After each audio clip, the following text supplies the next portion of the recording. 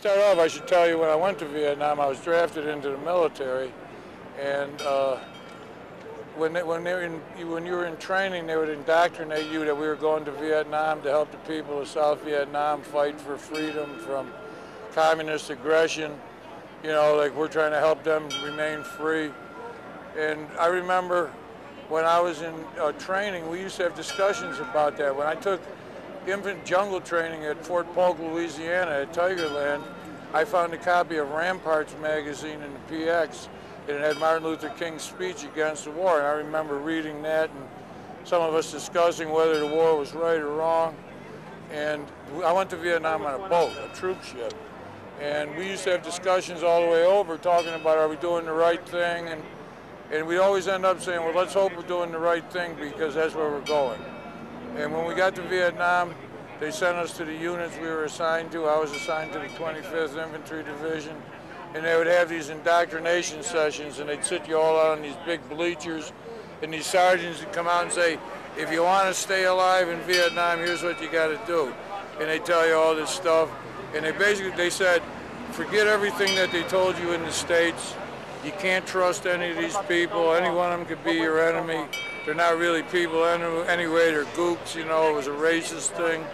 And basically, they left you with nothing to fight for but to try and stay alive and keep the guys around you alive for a 12-month tour of duty. Well, I got wounded 3 times, and I was medevaced out at the start of the 68 Tet Offensive. The first time I was reported dead, the second time was a minor wound, and the third time I took a bullet through my right knee on December 20th, 67, that shattered my knee. And in that battle, we were by the Cambodian border, and we were fighting North Vietnamese, and they overran us at 2 in the morning. They mortared us, and then they started a human wave attack. And a guy come running up to my hole and started, holy shit, my hands bleeding. Started shooting into the hole, and I started shooting out, and he shot me through the knee, and I shot him through the chest. And the other 2 guys I was with, they pulled me out of the hole. We went to another position, and they stuck me in the hole. And like I say, my knee was shattered, my gun jammed, and I had to lay in the hole eating Darvons all night to kill the pain because the battle went on all night. It was sort of like if you saw the movie Platoon at the end of the movie, how it was all crazy, it was like that. And in the morning when they pulled me out of the hole to medevac me out, they carried me over to this guy who had shot me, and he was dead. He was sitting up against a tree stump with his AK across his lap and 3 bullets up his chest. And the sergeant started patting me on the shoulder and said, here's this goof you killed, you did a good job. Because they used to make a big thing about individual confirmed kills, you know. And I saw this guy and he was about my age, and I started thinking, how come he's dead and I'm alive? It was just pure chance, you know. It was just, I happened to have my rifle aimed at his chest and he had his aimed at my knee instead of vice versa. Then I started thinking, I wonder how his mother will find out, and did he have a girlfriend? And sort of like what I was doing was refusing to deny his humanity. I didn't realize it at the time in those terms, but that's what it was. And so I didn't feel any pride or anything. And then I was sent to the hospital in Japan. And at that time, if you had asked me what I thought, I would have said, old men send young men to go off and fight. And, you know, that's what it is. But when I was in the hospital, I found a book there in the Army Library called The New Legions by a guy named Donald Duncan. And he had been a Green Beret who had done 2 tours in Vietnam, and he got out of the military. And his book basically said, we're fighting on the wrong side, that we're supporting a government of corrupt landlords and corrupt generals, and the peasants just want to live in peace with their land. And the Viet Cong are advocating for them, and we're supporting these crooks, you know. And a lot of that made a lot of sense to me because I had seen some of this stuff. So that's where I began to develop a political consciousness. And it's also where I began to feel I had a responsibility to come home and tell the truth, because my brother was a year younger than me. I knew they were going to draft him. My buddies from high school. It was like sort of, back in those days, if you went to college, you got out of the Army. If you didn't, you got drafted. So it was a straight class thing. If you were lower working class people, you went in the Army, you know. And so I felt I had a responsibility to my people, really, to my boys, you know, if you will. I really didn't come back with no plan to launch a movement or nothing. I was just going to come back and tell people the truth. And I went home and told my brother, and I was actually in Fort Dix Hospital, and they sent me home on convalescent leave because they had to put a cast on my leg for 4 months because the knee was, they were trying to fuse the bone back together because it was shattered in the joint. And my brother got a draft notice, and he hooked up with the group called the Buffalo Draft Resistance Union, and he actually refused induction into the military. And he and another guy took sanctuary in a Unitarian church, and it became a big cause in Buffalo.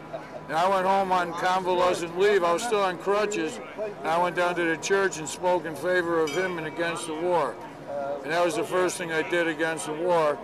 Then I was sent down to Fort Hood, Texas, and down there they used to have a GI coffee house called the Oleo Strut that I went to. And there's some guys down there were putting out an underground GI paper called the Fatigue Press. So I joined the Fatigue Press staff and began writing and distributing the papers. Then we participated in several anti-war demonstrations. Then when I was discharged, I encountered members of VVAW in Texas because I was living in Texas, and that's when I joined. And then I moved to New York later on and continued to be involved in working against the war. And since the war, I worked with a number of veterans issues.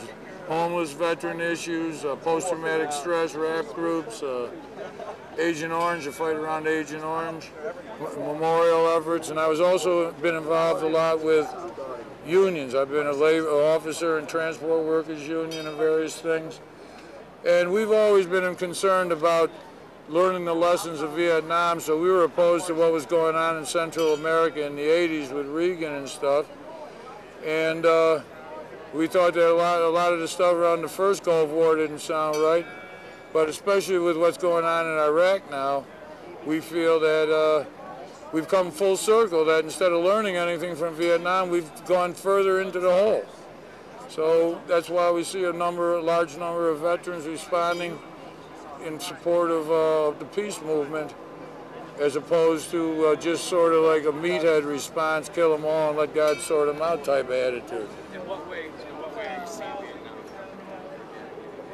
Well, you know, the fundamental issue that we should have learned from Vietnam is that as a nation, we don't have the right nor the ability in the end to be able to impose our will on other people, you know? And that's what's going on here, is attempting to impose America's vision of a nation onto another people with a different culture. We don't even know nothing about the Iraqi people and culture. And so that's, you know, in a sense, that's what they're doing. The other thing about Vietnam was a war based on a political ideology. In them days, it was the domino theory.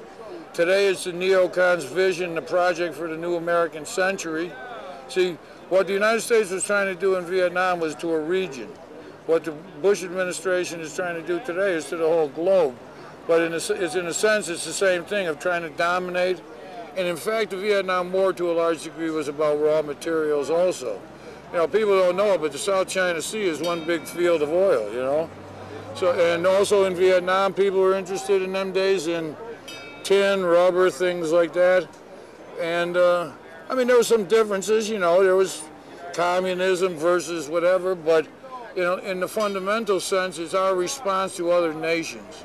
And our response to other nations, and I say our, I mean the United States government speaking in our names, because it's not my response, but is to try and tell people, we're right, this is how you should live, and then enforce that with weapons.